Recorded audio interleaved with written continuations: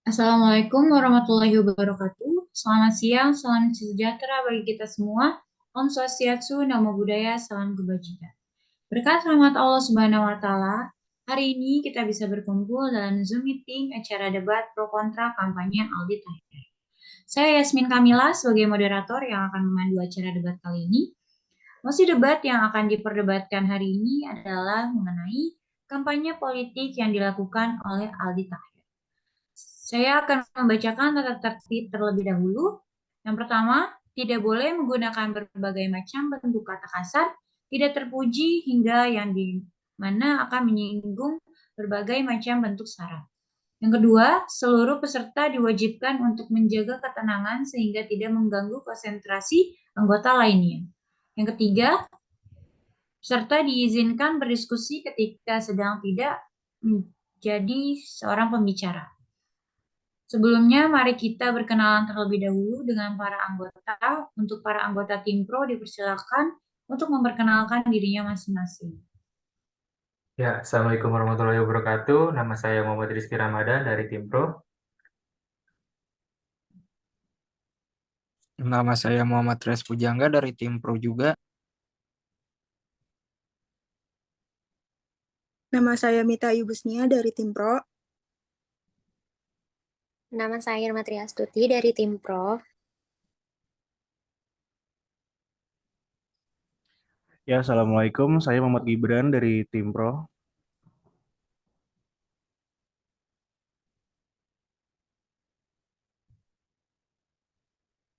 Saya Baik, Jiren apakah Firdaus dari tim Pro. Sorry.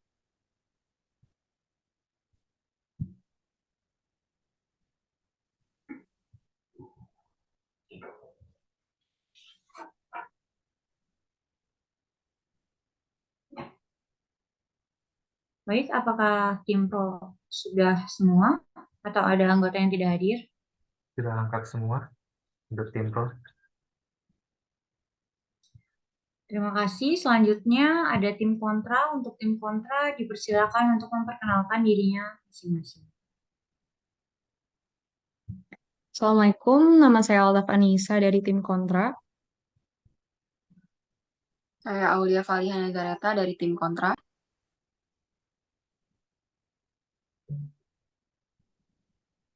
Saya Salsa dari tim Kontra. Saya Rafkat Eka dari tim Kontra. Saya Filza Bazlina dari tim Kontra. Saya Supratina Jiva dari tim Kontra. Saya Jauza Ramadana dari tim Kontra. Baik, terima kasih untuk tim kontra. Apakah ada anggota yang tidak hadir? Sudah lengkap semua. Baik, selanjutnya kita akan memulai debat hari ini. Seperti yang kita ketahui, terdapat sosok artis yang bernama Aldi Taher yang akan mencalonkan diri sebagai anggota legislatif.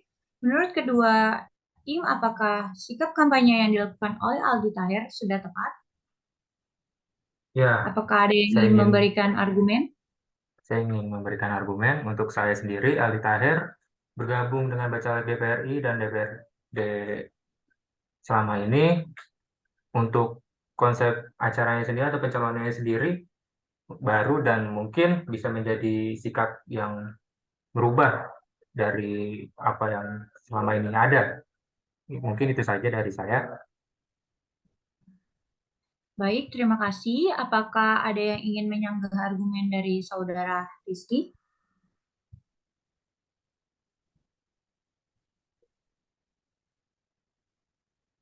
Untuk tim kontra dipersilakan. Oke, baik. Saya izin memberikan argumen. Menurut saya, Aldi Taher ini kurang serius dalam berpolitik karena tidak memiliki visi misi yang jelas. Contohnya itu seperti saat diwawancarai dan ditanya oleh wartawan. Ditanya seperti Bang Aldi, visi misinya apa sih mencalonkan diri sebagai anggota dari DPR? Nah, beliau ini memberikan jawaban yang menurut saya eh, kurang jelas dan tidak sesuai gitu. Dia menjawab, dia bingung mau melakukan apa Terus dia mengatakan bahwa visi misinya itu masuk surga dan baca Al-Quran di gedung MPR atau DPR. Alasannya sendiri karena Al-Quran adalah solusi dan memberikan syafaat atau penolong. Mungkin jika dilihat dari kacamata agama, hal ini tidak sepenuhnya salah. Karena Al-Quran sendiri itu kan merupakan guidance-nya umat muslim selama hidup di dunia. Tetapi, jika Aldi Taher memang serius berpolitik dan ingin mencalonkan diri sebagai perwakilan rakyat Indonesia, alangkah lebih baiknya ia menunjukkan keseriusannya dengan memberikan visi misi yang jelas. Contohnya itu, beliau bisa menjelaskan pemahaman yang mendalam tentang masalah yang dihadapi oleh masyarakat dan berkomitmen menjadi suaranya masyarakat Indonesia. Aldi juga harus menjelaskan bagaimana ia tuh akan berkontribusi dalam menyelesaikan masalah-masalah yang dihadapi oleh masyarakat. Nah, kalau misalnya ia memberikan pemahaman visi misi seperti ini, kita jadi lebih tahu jelas visi misi yang diinginkan oleh Aldi Taher, bukan hanya membawa agama sebagai alat untuk berpolitik. Nah, karena ketidakseriusannya ini, menurut saya Aldi Taher tuh seperti lebih mementingkan elektabilitas atau keterpilihan dirinya di publik dan mengesampingkan substansi tujuan berpolitik sehingga memunculkan stigma atau pemikiran yang ada pada masyarakat bahwa yang mencalonkan diri sebagai anggota DPR itu boleh loh orang yang hanya main-main saja tanpa tahu apa yang harus mereka lakukan. Nah, menurut saya juga di sini Aldi Taher juga seperti memiliki tujuan tertentu gitu, kayak terkesan dengan dia mencalonkan diri sebagai anggota DPR, dia hanya ingin menarik popularitas dan menggait masyarakat Indonesia. Seperti itu. Baik, terima kasih Saudari Altaf. Apakah ada yang ingin menyanggah argumen dari Saudari Altaf? Untuk tim Pro dipersilakan.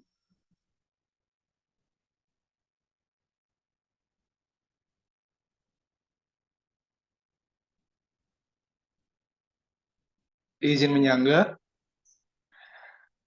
Menurut Aldi Taher, memberantas korupsi adalah hal yang membasi.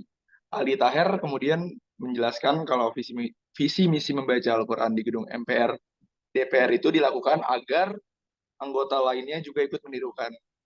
Karena menurut Al-Quran adalah solusi sekaligus penolong untuk setiap masalah.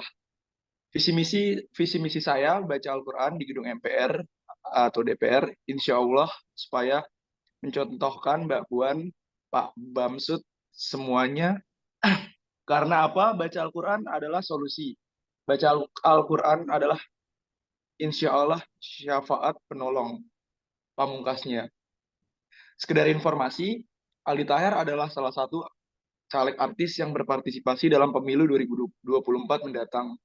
Awalnya dia mencalonkan diri lewat 2 partai, yakni Partai Bulan Bintang dan Perindo.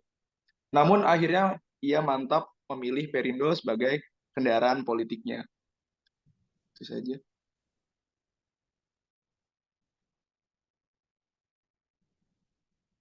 Baik, terima kasih Saudara Jarian. Apakah ada yang ingin menyanggah argumen dari Saudara Jarian? Untuk tim kontra dipersilakan. Saya Sasa ingin izin memberikan argumen mewakilkan tim kontra. Jadi bisa dilanjutkan dari yang tadi Rifki bilang.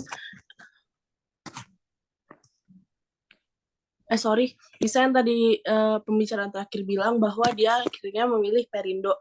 Tetapi saat diwawancara, dia pun sendiri bingung kenapa dia memilih partai tersebut. Maka dari itu, yang saya tangkap adalah Aldi Taher membuat lelucon-lelucon tidak jelas untuk menarik simpati Gen Z. Jadi dengan cara dia bingung memilih partai, lalu dia membuat konser dengan nama yang tidak senonoh yaitu Foreplay, dan dia sering buka baju di podcast-podcast yang dia datangi itu sudah menggambarkan bahwa perilaku dia sangat tidak jelas dan tidak mencerminkan orang yang ingin mencalonkan ke kursi DPR. Terima kasih. Baik, terima kasih. Apakah ada yang ingin menyanggah argumen dari Saudari Salsa? Untuk tim Pro dipersilakan. Instruksi, saya Irma dari tim Pro ingin ingin memberikan argumen tentang fenomena wawancara Aldi Taher yang tampak lucu dan mengundang tawa. Namun sebenarnya itu menunjukkan gejala kelelahan demokrasi. Meski demikian, hal ini juga dapat menjadi pemicu bagi kita semua untuk berusaha lebih keras menjaga dan memperbaiki demokrasi kita. Tak jarang kita terjebak di dalam pandangan sempit, melihat fenomena tersebut hanya sebagai sumber hiburan atau sebagai bukti nyata dari kegagalan demokrasi kita. Seharusnya kita melihat ini sebagai cerminan yang menunjukkan realitas sistem politik kita saat ini dan sebagai alat untuk refleksi diri serta introspeksi atas bagaimana kita menangani demokrasi. Langkahnya Aldi Taher untuk maju ke politik dikatakan seperti Bung Karno. Anak muda jangan malu berpolitik karena Bung Karno maju politik dari muda. Jadi Aldi Taher ini adalah kembaran Bung Karno, ucapnya dia. Itu argumen dari dia sendiri. Terus dengan bermodal Bismillah baca Al-Quran. Sebentar.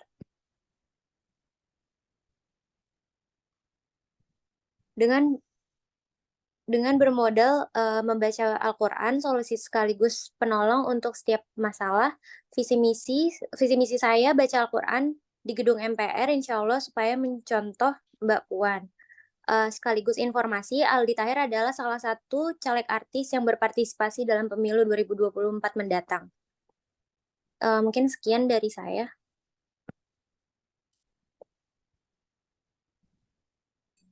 Baik, terima kasih.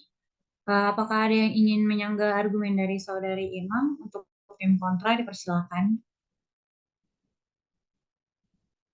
Izin berargumen. Seperti yang dikatakan oleh Saudari Irma, yang jangan malu untuk berpolitik, tapi namun Aldi Taher itu terkesan tidak memiliki pengetahuan mengenai persyaratan-persyaratan sebagai calon legislatif. Dapat dilihat dari pernyataan-pernyataan sebelumnya, yang dari awal ketika Aldi Taher mencalonkan diri sebagai calon legislatif, ia mencalonkan dari 2 partai sekaligus. Walaupun pada akhirnya ia memilih menjadi perwakilan Partai Perindo dan mundur dari Partai Bulan dan Bintang. Dan karena ia datang dari dunia hiburan, penilaian masyarakat terhadap keyakinan Aldi Taher untuk menjadi wakil rakyat itu sangat dipertanyakan. Karena dari awal saja ia seperti tidak mengetahui hal-hal yang mendasar untuk menjadi calon legislatif. Sorry, bentar.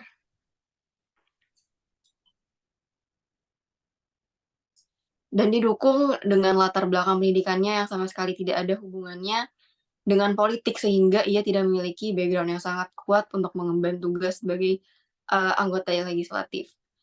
Kemudian pengetahuannya yang minim terhadap pencalonan diri ini juga dapat dirasakan ketika pertama kali adanya berita ia mencalonkan diri dari 2 partai. Itu sekitar tanggal 20 Mei tahun 2023, dan itu seperti tidak terarah. Dan baru perwakilan dari partai politik pengusungnya itu meminta agar Aldi Taher mengambil sikap apakah dia akan bergabung ke PBB atau Perindo. Mengingat partai politik itu juga memiliki jangka waktu hingga 3 Oktober mendatang untuk memperbaiki dokumen Bacalek. Kalau sekiranya dia memang serius untuk mencalonkan diri sebagai anggota legislatif, sudah seharusnya dia itu mengetahui hal-hal yang mendasar, karena sudah jelas-jelas ada pasal yang menyebutkan bahwa bakal calon legislatif itu hanya boleh terdaftar oleh 1 partai politik peserta pemilu, yaitu ada di pasal 11 ayat 2 huruf A. Sehingga dalam hal ini, pengusungan seorang bakal calon legislatif oleh 2 partai sekaligus itu sangat melanggar ketentuan syarat bakal calon legislatif dalam peraturan ini. Sekian argumen dari saya. Baik, terima kasih Aulia. Apakah ada yang ingin menyanggah argumen dari Saudari Aulia? Interupsi moderator. saya ingin memberikan beberapa argumen. Yang pertama, langkah majunya Aldi Taher ke politik ini persis seperti apa yang sudah dibilang oleh Bung Karno, bahwa anak muda itu jangan pernah malu untuk berpolitik, karena Bung Karno sendiri dia tuh sudah terjun ke politik selagi dia masih muda. Jadi bisa kita bilang kalau Aldi Taher ini mengikuti jejak dari Bung Karno tersebut. Terus selanjutnya bermodalkan bismillah dan baca Al-Quran, wawasan itu akan ia dapatkan ketika membaca Al-Quran. Oleh sebab itu, ia mengatakan kalau Pak Anies dan Pak Ganjar, kalau misalkan dia nggak yakin, nggak usah maju untuk menjadi presiden, biar saya aja mencalonkan. Karena yang kita cari atau yang kita cari itu adalah real Amri. Thank you. Baik, terima kasih. Apakah ada yang ingin menyanggah argumen dari Saudara Gibran untuk tim Instruksi kontra moderator dipersilakan? izin berargumen. Baik, kalau yang disampaikan oleh rekan-rekan sebelumnya bahwa Aldi Taher itu sudah melakukan pernyataan mengundurkan diri. Namun, seperti yang kita ketahui bahwa Aldi Taher itu mencalonkan sebagai dua partai. Yang pertama itu bakal calon legislatif di Partai Perindo yang akan majunya nanti untuk DPR RI pilihan Jawa Barat 2. Dan selanjutnya ada Partai Bulan Bintang yang nantinya akan maju menjadi DPRD DKI Jakarta Dapil 1. Kenapa Aldi Taher memilih dua? Karena baginya adalah Aldi Taher tuh ingin terus mencari partai politik yang sesuai dan berpindah-pindah untuk bisa mendapatkan pilihan yang terbaik. Karena Aldi Taher juga menyebutkan bahwa partai politik yang di Indonesia itu tujuannya semua baik-baik. Maka dari itu, kenapa Aldi Taher memilih dua-duanya? Karena Aldi Taher merasa bahwa keduanya merupakan partai yang keren dan juga dekat dari rumahnya. Nah, jika kita bahas dari pandangan tersebut kan sudah banyak nih mengatakan bahwa Aldi Taher itu sebenarnya menggocek dunia politik. Kenapa demikian? Karena dari pernyataan-pernyataan yang sudah dilakukan, Aldi Taher itu belum memberikan klarifikasi partai mana yang dia pilih dan belum memberikan surat pengunduran diri ke PBB seperti yang sudah disampaikan sebelumnya. Dan tindakan ini dirasa sebagai tindakan untuk menggocek dunia pemilu. Yang sudah disampaikan oleh rekan saya juga, tadi kan anggota KPU sudah ada yang memberikan penegasan bahwa saat ini KPU sedang melakukan verifikasi administrasi.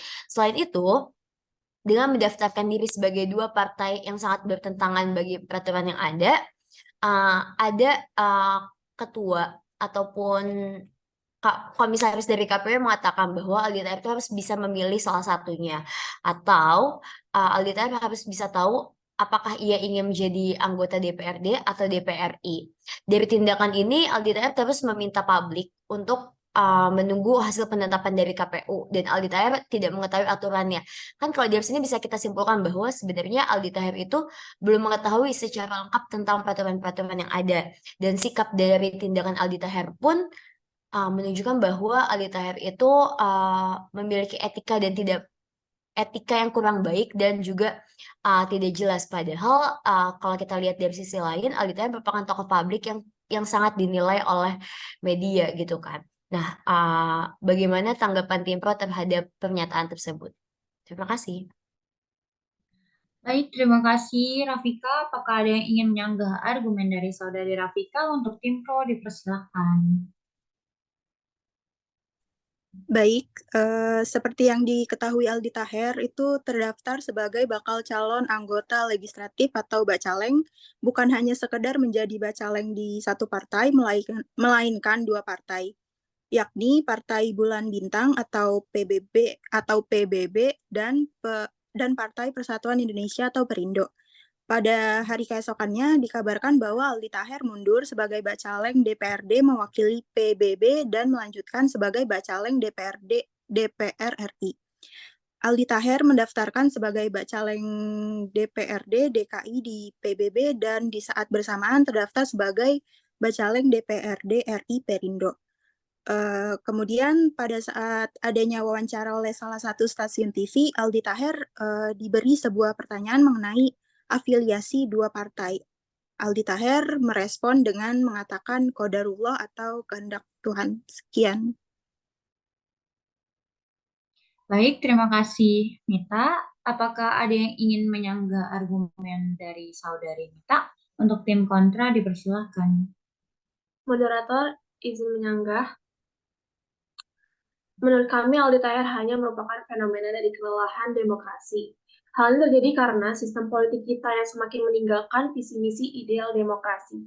Karena fenomena Aldi Taher ini hanya cenderung memicu tawa daripada memberikan harapan dan optimisme dalam kemajuan demokrasi kita. Maka bagi yang pro dengan Aldi Taher menjadi caleg, ini seakan-akan menggambarkan ketidakpuasan dan kekecewaan masyarakat terhadap sistem politik yang seharusnya dapat mewakili suara mereka. Namun, sebagian besar yang terjadi saat ini, sejumlah pihak lebih memilih badut politik dibandingkan politisi yang tampak pretensius namun tak jelas arah dan tujuannya. Masyarakat merasa frustasi dan kecewa dengan sistem politik yang dianggap tidak berfungsi, kurang efisien, atau terlalu rumit. Akibatnya saat ini masyarakat cenderung merasa lebih puas dengan demokrasi cacat yang memperkuat aktor politik populis otoriter yang mereka dukung. Sekian dari tim kontra. Baik, terima kasih Filza. Apakah ada yang ingin menyanggah argumen dari saudari Filza? Untuk tim pro dipersilakan. Izin menyanggah untuk fenomena kelelahan demokrasi sendiri, seperti yang saya sebutkan sebelumnya, sistem politik dari Aldi Taher sendiri itu berbeda.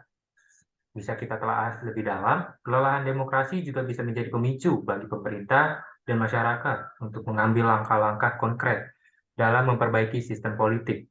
Korupsi yang merajalela misalnya bukan hanya soal individu yang melakukan tindakan melanggar hukum demi keuntungan pribadi, melainkan juga tentang bagaimana struktur politik kita memfasilitasi dan memperkuat praktik koruptif tersebut. Keberlanjutan korupsi ini semakin mempersulit kita dalam melakukan perubahan positif dalam sistem politik. Salah satu akar permasalahan mungkin terletak pada fakta bahwa banyak orang yang diberikan tanggung jawab untuk menjaga dan melindungi institusi kita tidak memiliki pemahaman yang memadai tentang prinsip dan mekanisme kerja demokrasi. Mungkin itu saja dari saya. Baik, terima kasih Rizky. Apakah ada yang ingin menyanggah argumen dari saudara Rizky? Untuk tim kontra dipersilakan. Baik, instruksi. Jika tim pro tadi bilang tidak memahami bagaimana struktur dalam mencalonkan diri, untuk Aldi Taher sendiri pun ia tidak memiliki pengetahuan jika ntar dia terpilih, dia mau masuk ke komisi mana. Itu pun juga termasuk dia tidak begitu memahami mengenai pemilihan DPR sendiri dan apa saja persiapannya. Bahkan yang saya ketahui sendiri pun Aldi Taher ini cuma memegang kepercayaan bahwa dengan membaca bismillah insya Allah saya bisa. Itu pun juga menurut saya termasuk lelucon ya. Karena pun salah satu buktinya walaupun kita memiliki artis-artis di DPR apa juga yang mengomentari seperti suaminya Dewi Persik yang memberikan pertanyaan jika tidak tahu dalam memilih komisi bagaimana nanti ke depannya. Jadi itu sih termasuk yang saya khawatirkan bila nanti si Aldi Taher ini menjadi calon. Terima kasih. Baik, terima kasih Tufa. Apakah ada yang ingin menyanggah argumen dari saudari Tufa? Untuk tim pro dipersilakan. Ya, izin menjawab dari tim pro terkait ketidaktahuan tentang Aldi, tentang komisi yang akan diambil jika terpilih. Kita perlu mengingat bahwa seorang calon tidak mungkin memiliki pengetahuan dan pengalaman mendalam di semua bidang. Namun, Aldi dapat belajar dan mempersiapkan diri dengan bekerja sama dengan anggota parlemen yang memiliki keahlian dan pengalaman di bidang tersebut. Dia dapat memperoleh pemahaman yang lebih baik tentang komisi yang relevan dan berkolaborasi dengan rekan-rekannya untuk memberikan kontribusi yang berarti. Sekian, terima kasih. Baik, terima kasih untuk Farhan. Baik, terima kasih Farhan. Apakah ada yang ingin menyanggah argumen dari saudara Farhan? Untuk tim kontra dipersilahkan.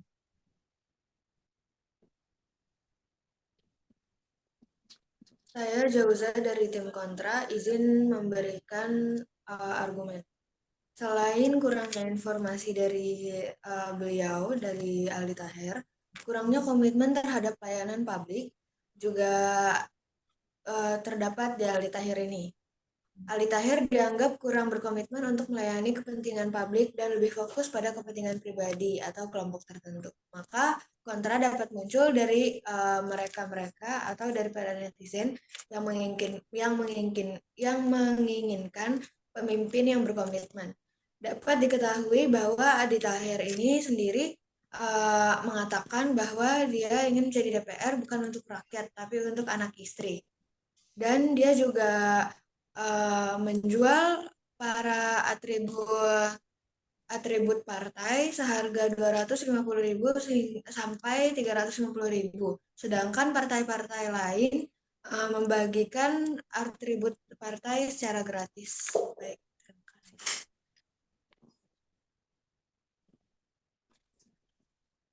Baik, terima kasih Jauza. Apakah ada yang ingin menyanggah argumen dari saudari Jauza? Untuk tim pro dipersilakan.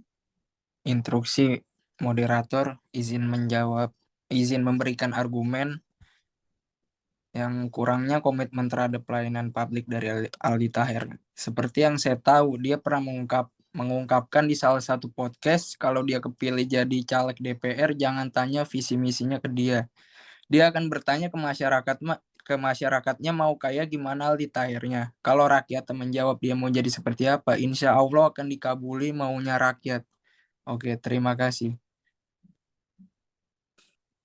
Baik, terima kasih Trias.